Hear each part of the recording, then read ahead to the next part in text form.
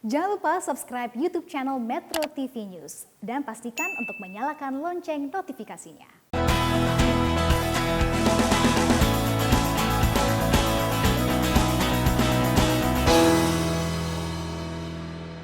Nah, kawan Susi, kita kembali ke Susi Cek Ombak ke laut saja. Kawan Susi, kali ini kita hadir Susi Cek Ombak dengan suasana baru. Coba lihat sekeliling kita nih. Wah, ada gambar laut, ada gebyok cantik yang sangat tua. Dengan wajah baru Susi Cek Ombak membuat kawan Susi betah untuk duduk berlama-lama mendengarkan wawancara yang dilakukan oleh saya setiap hari Sabtu malam Minggu. Kali ini profil yang akan kita wawancara adalah Bapak Laksamana Ade Sopandi. Beliau dulu Kasal dari tahun 2014 sampai 2018. Beliau banyak bekerja sama dengan saya. Penenggelaman kapal, tanpa beliau tidak ada itu. Beliaulah di belakang yang support dan mendukung perang yang dilakukan oleh Presiden Joko Widodo dalam menanggulangi illegal, unreported, unregulated fishing. Sekarang kita sapa beliau. Apa kabar Bapak? Sehat-sehat? Alhamdulillah, sehat walafiat. Hatur nuhun, sumping ka Susi Cek Ombak.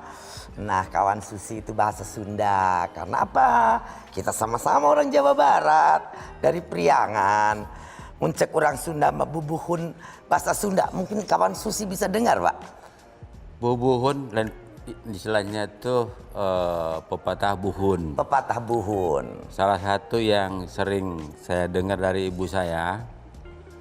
Jadi manusia Sunda ulah kumeok meme dipacok. Ulah kumeok meme dipacok. Bahasa Indonesianya apa itu, Pak? Biar Jangan kalah sebelum bertempur. Jangan kalah sebelum bertempur. Cocok tuh dengan pepatahnya Angkatan Laut harusnya ya, Pak ya. Nah, untuk prajurit TNI, laut, udara, darat tidak boleh kalah sebelum bertempur. Ya. Nah, kawan Susi orang Sunda mana pergi kemana-mana itu sampai mana ya tetapnya Sunda nasok keluar ya, Pak ya. Bagian hasanah kebangsaan. Bagian hasanah kebangsaan. Kita semua suku di Indonesia punya bahasanya masing-masing. Walaupun bahasa persatuan kita adalah bahasa Indonesia. Pak Ade, nah kita kawan Susi ini kan tahunya Bapak Kasal. Mungkin sempat ada yang ingat Bapak pernah jadi Kasum.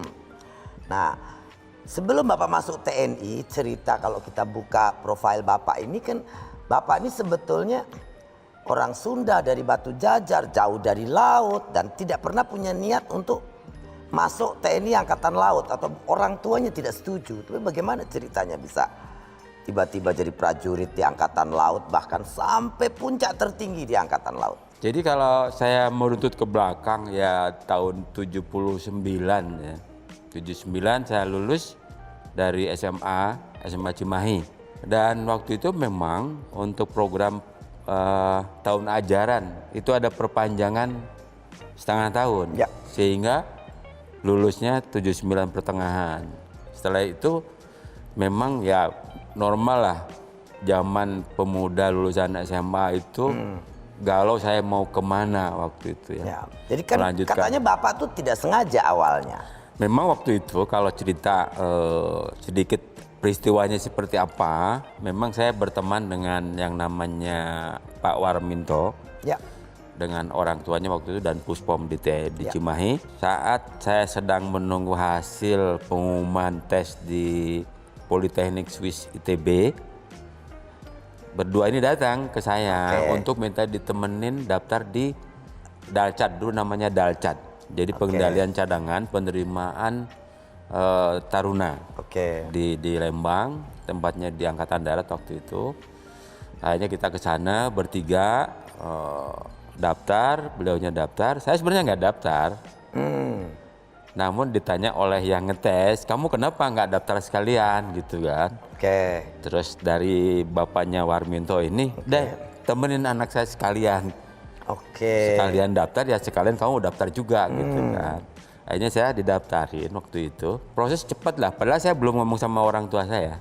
Nah terus Bapak kan pengusaha, inginnya Bapak ikut beliau. Betul. Terus? Jadi saya memang harapan orang tua, karena dari mulai saya umur 12 tahun itu sudah bantu orang tua di pabrik penyamakan kulit. Kulit ya. Dan juga di konveksi, bikin jaket, sarung tangan. Ya. Kemudian juga alat kerja untuk las gitu kan. Ya. Nah, waktu saya mendaftar di Taruna gitu. Tes kita melaksanakan tes rame-rame waktu itu banyak. Tapi yang lulus waktu itu dari teman berdua ini itu hanya saya berdua. Oke, yang tapi lain? bukan teman yang ngajak. Bukan teman yang ngajak malah. Oke. Teman saya yang lain. Kebetulan salah satu putra dari dari TNI AD lah. Komandan Pusdik-In di situ. Jadi daftar masuklah ke Taruna. Lainnya enggak. Nah, kemudian Bapak masuk toh di TNI Angkatan Laut. Nah, dari biasa kehidupan orang gunung, orang Bandung kan saya anggap gunung. Karena jauh dari pantai. Batu Jajar juga jauh dari pantai. Bapak harus mengadaptasi laut, panas, bagaimana ceritanya? Tapi sebenarnya untuk perbedaan yang mengenai pendidikan militer terutama, kan saya tidak begitu asing. Karena dari kecil saya kan di dekat komplek Kopassus. Mainnya ke asrama, teman-teman saya yang asrama. Terus hampir mungkin tiap berapa waktu itu sering melihat mereka latihan. Yang berikutnya, kalau apakah kita punya DNA orang pelaut, saya kira cukup beralasan lah kalau orang Bandung masuk jadi Kasal. Karena Pak Marta sudah ada gitu kan. Ya, R.E. Marta Dinata, Bapak ini kan Kasal yang kedua dari Bumi Priangan kan Pak. Ya, tapi kan Bapak harus menyelesaikan pergi berbulan-bulan di laut.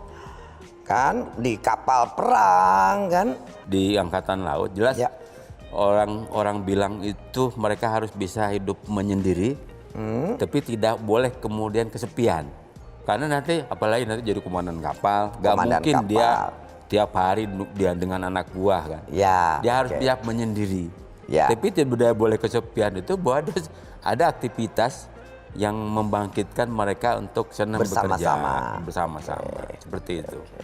Bapak lulus dari TNI Angkatan Laut, kemudian dapat istri orang Solo. Betul. Nah, bagaimana ceritanya ketemu orang Solo? Kan Solo juga jauh dari laut, Pak. Betul. Tapi karena tadi saya berasal dari Batu Jajar. Istri itu juga putranya Kopassus. Oh, jadi karena sering lihat, sering dekat. Istilahnya di wilayah yang sama. Pepego, ngepek tetonggo. Oh, ngepek tetonggo. Ya kebetulan istri beliau dari Solo gitu kan. Jadi kerabat semuanya masih di Solo. Saya orang Bandung karena kerabat saya juga di Bandung, lahir di sana. Nah tapi sekarang tidak ada istilah pantangan gitu kan. Tidak ada istilah pantangan. Orang Sunda nggak boleh ketemu orang Solo gitu, nggak ada. Biasanya itu pantangan yang udah usang lah. Jadi mungkin juga nggak begitu. Dari sisi kebudayaan itu sebenarnya tetap ada akulturisasi yang kemudian akan berbaur ya membentuk satu bangsa besar gitu kan. Nah sebelum Bapak menjadi Kasal, Bapak sempat di Kasum. Kasum itu kan lebih umum di TNI Angkatan Darat, kan lebih banyak dengan Angkatan Darat. Tapi pengalaman Bapak di Kasum kan cuma 1 tahun, tidak sampai 1 tahun ya Bapak. Betul, Kasum itu selesai dari Asrena Kasal, kemudian jadi Kepala Staf Umum TNI. Dalam organisasi memang Kepala Staf Umum ini adalah mengkoordinasikan kegiatan Mabes TNI, terutama untuk pembinaan administrasi dan kegiatan yang berkaitan dengan kebutuhan matra. Oleh sebab itu kegiatan di Kasum TNI adalah sifatnya adalah koordinator. Tetapi dari lain pihak juga adalah mengendalikan unsur-unsur yang berada di bawah Mabes TNI. Karena bagaimanapun juga Panglima tetap harus memiliki saluran informasi yang cukup. Ini dikoordinasikan oleh Kasum TNI. Nah kawan Susi, pada tahun 2014 Bapak Laksamana Ade Sopandi dilantik menjadi Kasal. pada saat itu tidak lama setelah beliau dilantik menjadi Kasal, ada kejadian kecelakaan pesawat AirAsia di Selat Karimata. Untuk selanjutnya jangan kemana-mana, kita dengar cerita beliau tetap di Susi Cek Ombak, ke laut saja.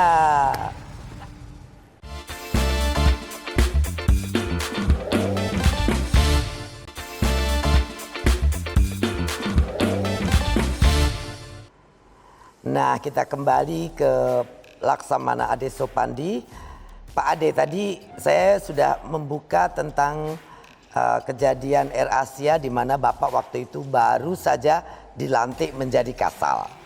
Tentu saja selain itu saya juga mau cerita tentang tahun malam tahun baru, itu cerita kembang api di Laut Ambon. Nah, tapi kita cerita dulu tentang AirAsia di mana kejadiannya waktu itu Bapak baru saja menjadi Kasal. Bagaimana cerita proses evakuasi dan berapa lama proses itu terjadi dan apa saja yang berkesan dari kejadian itu?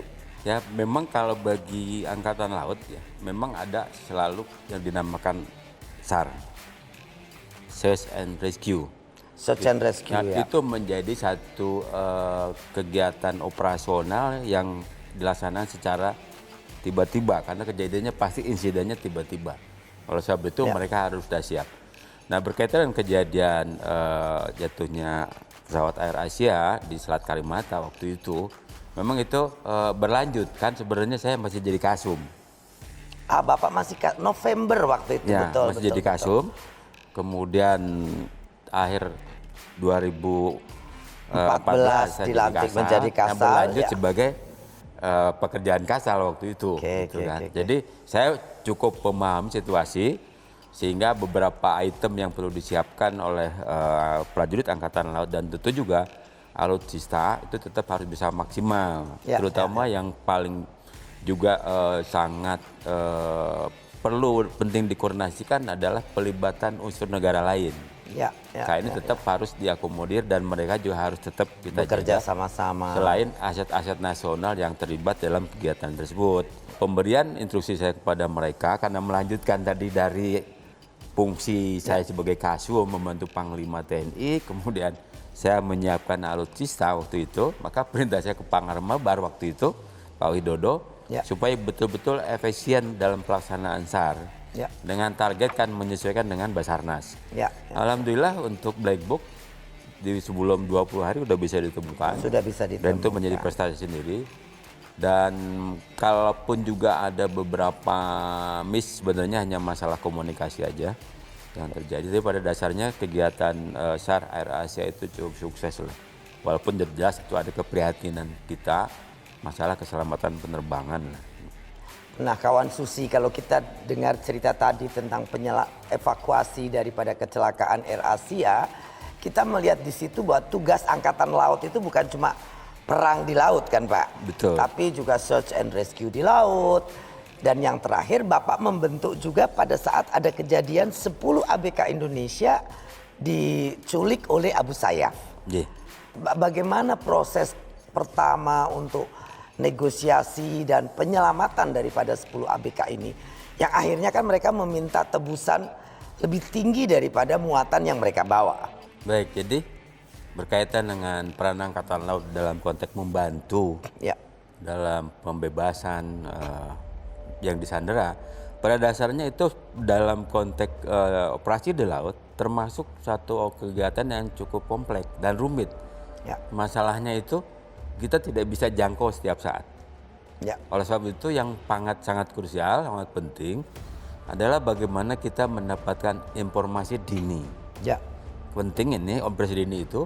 Yang tentu saja informasi dini itu adalah ini sudah pasti apa, bagaimana peran-peran dari unsur-unsur Kementerian Luar Negeri di daerah tersebut. Yang kedua adalah unsur-unsur intelijen yang ditempatkan di sana. Yang berikutnya lagi ada ketersediaan aset untuk melaksanakan operasi. Apakah aset yang tersedia itu cukup atau belum? Nah ini betul-betul direncanakan. Oleh sebab itu saya tetap monitor dekat dengan juga unsur-unsur operasional di samping misalnya dari AU, kemudian juga dari Angkatan Darat, kemudian juga kepolisian. Kayaknya kegiatan begini tuh tidak bisa single operation, harus join gitu. Harus join operation Nah, dengan apalagi instansi dengan lain. ada kecenderungan dalam eskalasi global, setelah berakhirnya perang dingin, muncullah perang-perang kecilan yang sebagai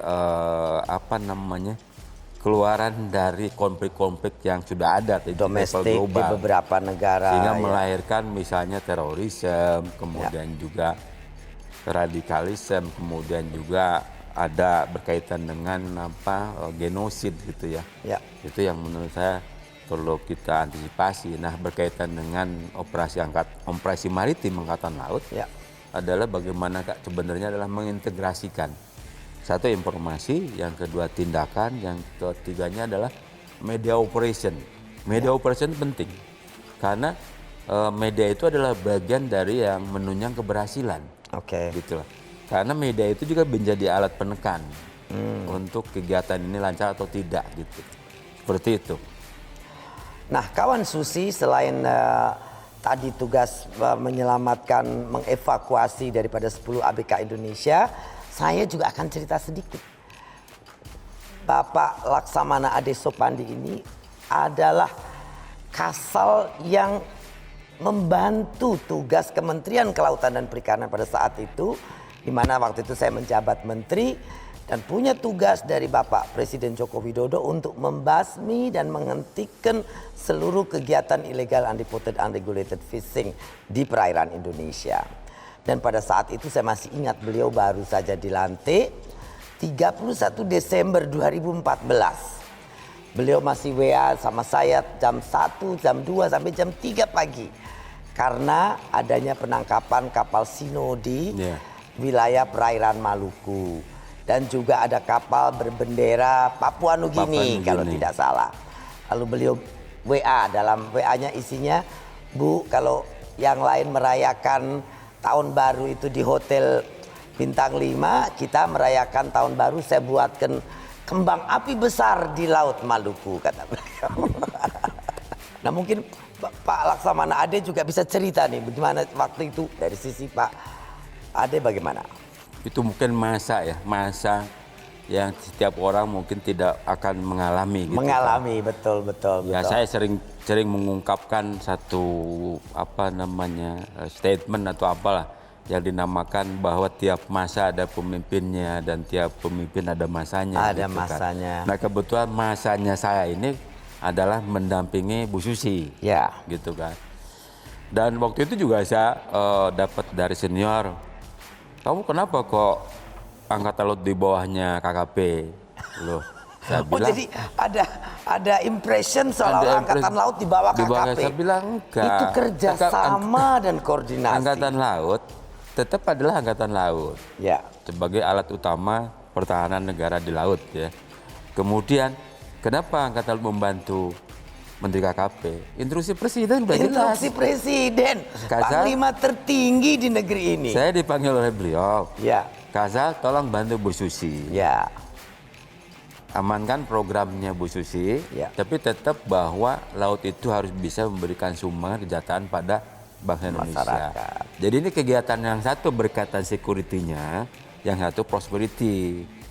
Dan saya kira juga program yang dilaksanakan pada zaman Bu Susi dulu itu pernah dilaksanakan oleh Kanada.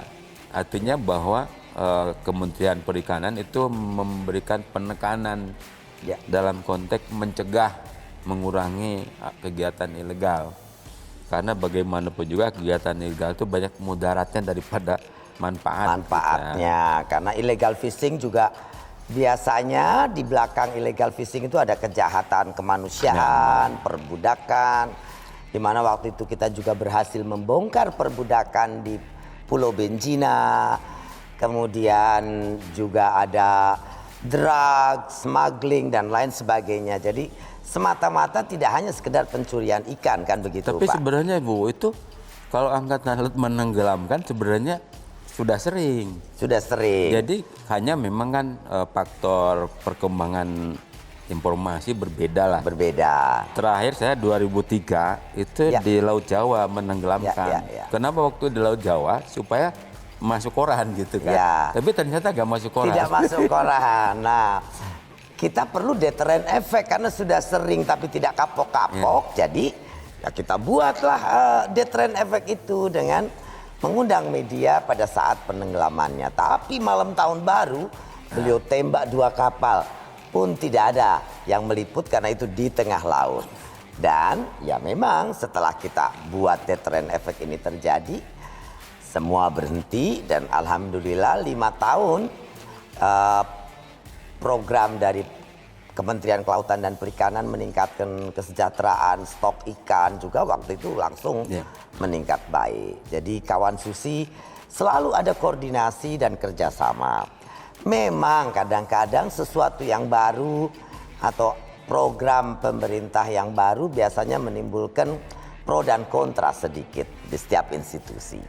Ada cerita mungkin kalau saya tambahkan dengan Ibu itu mengenai malam-malam supaya men-track kapal buronan. Ya, saya minta tolong tengah malam. Itu yang menarik menurut saya adalah informasi awal Ibu di timur, di selatannya timur. Ya. Dalam kemudian memberikan berita lagi, udah di selatannya Pangandaran. Ya, betul. Kemudian, artinya waktu itu saya terpancing dengan keilmuan profesi militer saya. Kenapa kok bisa bergerak cepat? Ternyata bahwa ada dinamakan ghost, istilahnya false information yang dikirim. Mirroring, Pak. Ya, betul. Sehingga akhirnya waktu itu sama Wakasal, waktu itu masih Pangandaran, kamu segera bentuk untuk quick response. Satu, quick response adalah menganalisis data. Yang kedua adalah quick response pencegatannya. Yang ketiga, quick response dalam konteks penindakan. Kemudian quick response dalam rangka penyelesaian tindak pidananya. Itu alhamdulillah sudah terlaksana. Sehingga waktu itu sebenarnya Ibu tidak, mungkin kurang memonitor. Saya menggerakkan kapal itu untuk mencegat di pantai barat Sumatera. Akhirnya tertangkap di Pulau Uban. Nah, memang kawan Susi di laut itu kejahatan biasanya sindikasi besar.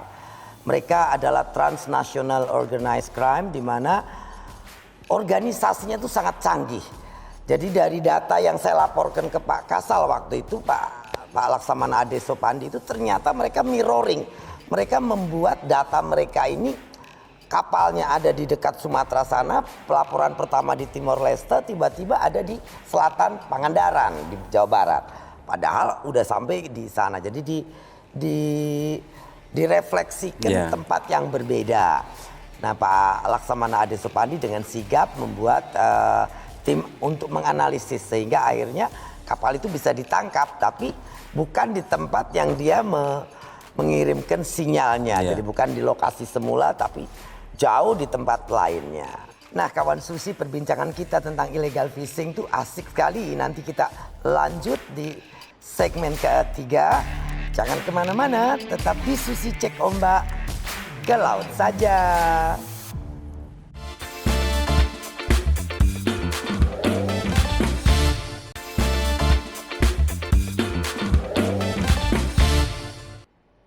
Nah, cerita kita tadi tentang illegal fishing. Tim saya ingin sharing dengan kawan-kawan semua tentang cerita di KM Nenggala, Bapak ya. Waktu itu Nagapasa.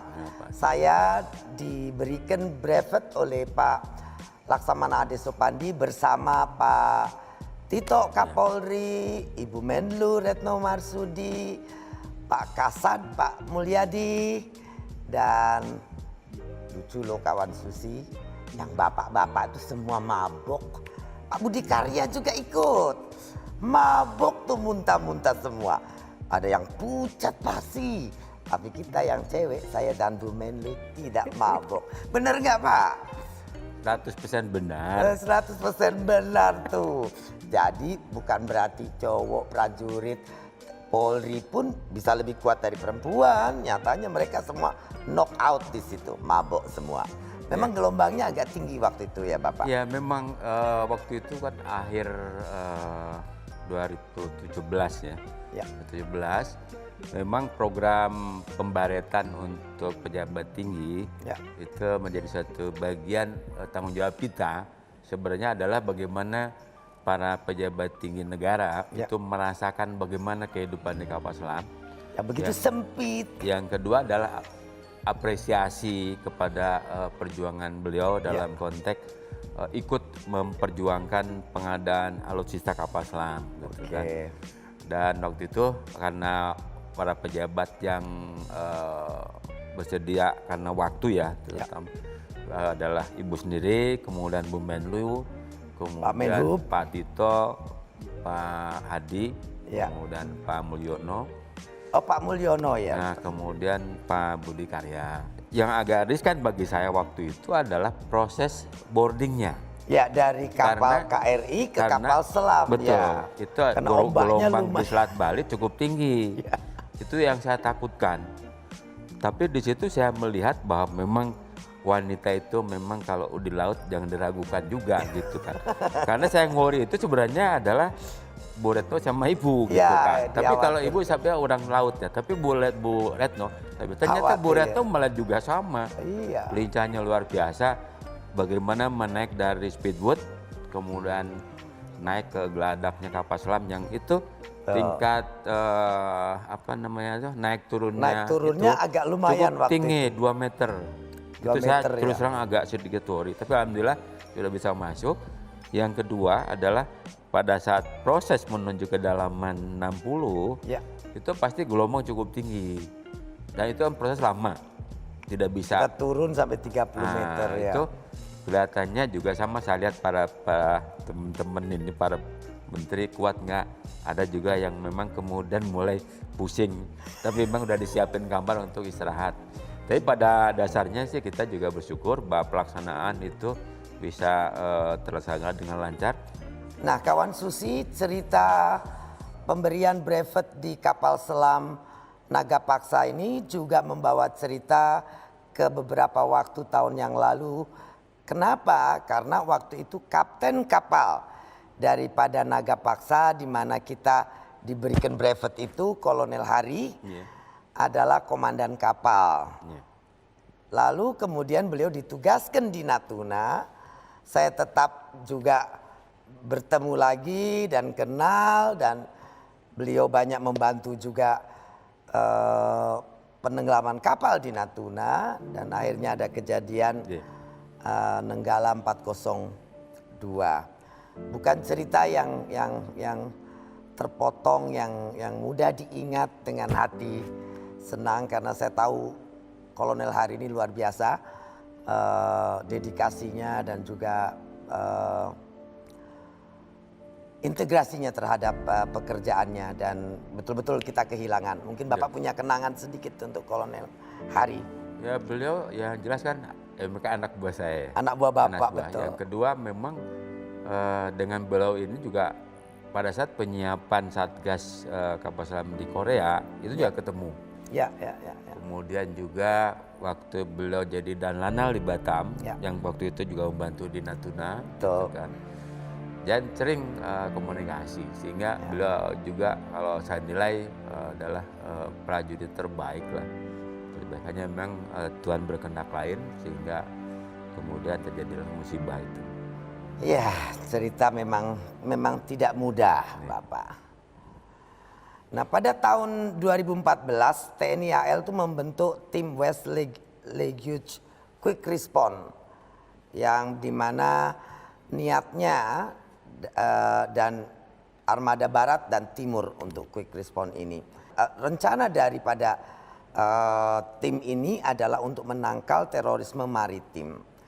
Namun mungkin publik agak kurang mengerti. Yang dianggap teroris itu ya meledakkan bom di jalan, di gedung, di hotel, atau di fasilitas umum. Nah kalau terorisme maritim itu yang seperti apa, Pak? Sebenarnya teror di laut itu yang paling bahaya adalah kapal ini kan kita harus lihat dari sisi apakah itu kapal penumpang. Maka dampak kalau terjadi pada kapal penumpang adalah risikonya korban manusia. Dan lebih susah dibanding darat. Kalau satu kapal bagian kemudian diledakkan, kemudian terjadi kebakaran, selesai seluruh maka selesai kapal. semua. Ya, kalau penumpang itu 2.000 berarti akan ada 2.000 korban gitu. Oleh sebab itu memang tingkat pencegahan ataupun juga selalu yang dinamakan precaution, tindakan purbajaga, jangan sampai terjadi teror di laut. Oleh sebab itu bahwa kita kemudian membentuk yang tadi yang disebut Ibu tadi, namanya quick response tadi. Kenapa? Ternyata bahwa kalau kita nunggu ada laporan, ya, itu terlambat. Misalnya ada kejadian di Selat Malaka, ya, kemudian unsur operasi ada di Natuna. ya, ya. Sehingga kita tidak punya cukup untuk Ya, mendevelop terlalu cepat. jauh waktunya, Pak. Diharapkan Jadi dinamakan konsolidasi dan koordinasi yang lebih intensif antara armada ya Pak, betul. antara armada Jadi timur, masing-masing barat. armada itu harus dibentuk yang quick response team ini, dan mereka harus siap dengan personil, peralatan, dan juga adalah weaponnya lah, kebutuhan jatuh. Dari terorisme maritim ini ada cerita yang menarik mungkin bisa di-share dengan kawan Susi, Pak Ade. Yang tadi itu kan masalah pembebasan sandera. Ya. Yang kedua itu sebenarnya adalah memang tidak berbentuk fakta ya, di kita belum nyata gitu ya, kan. Tapi indikasinya tetap ada gitu ya, kan. Pada tahun 2017 waktu itu saya masih ingat Bapak, kita ngobrol-ngobrol dalam koordinasi kerjasama kita. Bapak cerita tentang keinginan untuk kapal KRI ini bisa sebagian besar dibuat di Indonesia. Menurut Bapak, dalam kacamata Bapak selama menjadi prajurit sampai menjadi pimpinan tertinggi di Angkatan Laut, melihat potensi bahwa Indonesia ini bisa membangun sendiri kekuatan armada. Sebenarnya kalau dilihat sejarah ya, sejarah Belanda itu sebenarnya sudah meninggalkan sarana prasarana untuk kita mandiri dalam bidang pertahanan. Oke. Sebagai contoh kan PT PAL sendiri kan, ya, itu dulu adalah marine establishment dari Belanda untuk pemeliharaan kapal dan buat kapal. Walaupun untuk buat kapal memang di PT PAL waktu itu belum. Jadi itu sudah ada sejak zaman Belanda, Pak? Sudah ada, termasuk juga yang membuat meriam ya. Meriam itu saya di Surabaya, di PT Barata udah buat meriam. Salah satu meriam yang dipasang itu kalau tidak salah dijadikan monumen di Polrestabes Surabaya. Gitu kan. Jadi memang kita sudah punya. Hanya memang proses transformasi setelah kemerdekaan itu kan ya mungkin kita ada urgensi membangun di yang lain ya. Kawan Susi, menarik dalam rangka cinta produk dalam negeri, dan juga sebetulnya kalau tentang pertahanan ini sangat penting sekali. Kita lanjut, rupanya memang sudah dari zaman Belanda nih ada. Kita lanjut ceritanya, jangan kemana-mana, tetap di Susi Cek Ombak ke laut saja.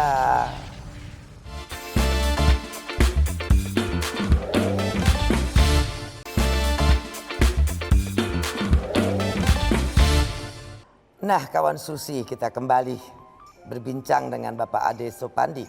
Nah, Pak Ade, menurut Bapak potensi kita tuh besar tidak untuk kita bisa ya mencapai hampir swasembada dalam hal alutsista pertahanan? Apakah kita punya kemampuan untuk itu? Yang pertama kan satu, nenek moyangku orang pelaut. Nenek moyangku seorang pelaut, bukan berarti kakek moyangku. Nenek moyang kita. Suka diledek-ledek begitu ya, Pak. Nenek moyang kita itu dulu memang melaut. Melaut, ya. Yang jelas melaut pakai apa? Pakai kapal. Kapal dibuat siapa? Oleh kita sendiri pastinya zaman gitu itu. Kan? Dan dulu belum ada rekanan dulu. Ya. Jadi kapal dibuat sendiri. Artinya kapabilitas kita ada. Itu sudah ada. Oke. Yang berikutnya kita lihat pada resources. Kita ini kan hidup di negara kepulauan. Ya. Statement Profesor Mukhtar yang nanti akan diusulkan menjadi pahlawan nasional, bahwa rejim negara kepulauan itu sudah menjadi bukan hanya hazanah, tapi amanah kepada bangsa Indonesia. Oke, rezim negara kepulauan ini bukan sekedar amanah, bukan sekedar hasanah tapi sebuah amanah. Amanah. Ya. Artinya bagi bangsa Indonesia ini harus bisa dikelola, dimanfaatkan. Ya. Nah, kawan Susi, Bapak Laksamana Ade Supandi ini banyak mendapatkan penghargaan dari banyak negara. Salah satunya Singapura. Bapak pernah dapat gelar Pingat Jasa Gemilang dari Presiden Republik Singapura. Atas jasa atau berkenaan dengan apa penghargaan ini, Pak Ade? Baik, bukan mungkin ya. Artinya kan hubungan kedua negara dalam konteks kerjasama di laut itu cukup bagus ya. Pertama bahwa kita dengan Singapura itu tetap harus menjaga kredibilitas kita terhadap menjaga keamanan di Selat Malaka. Karena Selat Malaka itu sudah pernah dicap sebagai black strait ya, selat hitam lah, gelap gitu ya. Artinya banyak kejahatan. Oleh sebab itu kita dengan negara lain, Malaysia, Singapura khususnya, itu juga menjaga. Kita tidak mengendaki bahwa ketidakamanan Selat Malaka itu mengundang negara lain. Oleh sebab itu, ya salah satu yang saya lakukan waktu saya Komandan Gus Kamla Arbabat di Batam dengan Maritime Security Task Force-nya Singapura, bagaimana kita mengenolkan kejadian di Selat Malaka. Sebenarnya pada saat 2008 itu saya paparan di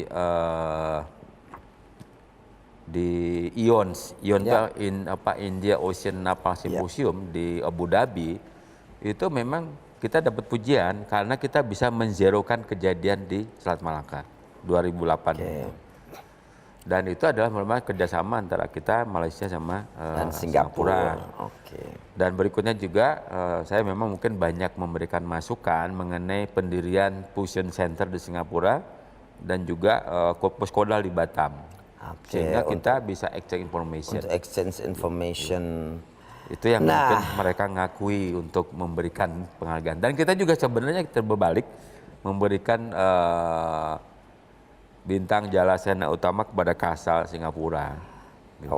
Kawan Susi, tidak terasa perbincangan kita. Tapi satu pertanyaan terakhir nih Pak Ade. Ya, Bu. Jales Veva Jaya Mahe yang berarti di laut kita jaya. Apa yang Bapak harapkan dari laut untuk laut Indonesia nih? Jales Veva Jaya Mahe itu bukan moto yang diambil kemudian. Tapi Jales Veva Jaya Mahe itu dalam sejarah itu adalah motonya bangsa Indonesia. Dan kalaupun kemudian 2014 menjadi moto yang disebut oleh Bapak Jokowi di akhir sambutan beliau pada saat pelantikan, bahwa di situ sudah tertera bahwa apa yang menjadi tujuan bangsa Indonesia salah satunya adalah justru ada kejayaan, kejahteraan di laut. Oleh sebab itu ini sayang, makanya saya sampaikan tadi, jangan sampai bahwa kita memiliki kekayaan Indonesia Nusantara hanya sebagai hasanah. Bukan tapi sebagai amanah. Oleh sebab itu kalau sebagai amanah, ya kelola dengan baik, kemudian juga pertanggungjawabkan dengan baik gitu kan. Dan untuk siapa? Ya untuk rakyat. Dan juga kesejahteraan negara. Ya, kawan Susi Jales Veva Jaya Mahe, artinya itu sangat besar. Kita ini memang harus jaya di laut. Justru kita ini jayanya di laut karena memang kekayaan laut Indonesia adalah sangat luar biasa. Kejayaan di laut semestinya bukan hasanah seperti apa yang dikatakan barusan oleh Bapak Laksamana Ade Supandi, tapi harus jadi amanah. Nah, jadi kalau saya simpulkan, laut itu kayak luar biasa. Semestinya membuat rakyat Indonesia sejahtera dan kaya raya. Jadi ya harus kita jaga. Pertama kita cintai dulu, kita jaga dan kita rawat. Jaga, kelola, manfaatkan, diawasi, baru rawat. Ya, nah Bapak Laksamana Ade Supandi bahkan punya 5. Saya cepat saja, cintai, jaga, rawat laut kita. Tadi Bapak kelola dan manfaatkan. Memang Itu sangat penting karena kita tidak akan menjadi kaya kalau kita tidak bisa memanfaatkan. Namun memanfaatkan tanpa tanggung jawab tadi seperti Bapak Ade Sopandi bilang, itu juga akan menghabiskan sumber daya kita. Jadi Jale Siva Jaya Mahe, cintai, jaga dan rawat laut kita untuk kesejahteraan bangsa Indonesia. Jangan lupa tetap nonton Susi Cek Ombak setiap hari Sabtu jam 8 malam. Susi Cek Ombak, ke laut saja. Metro TV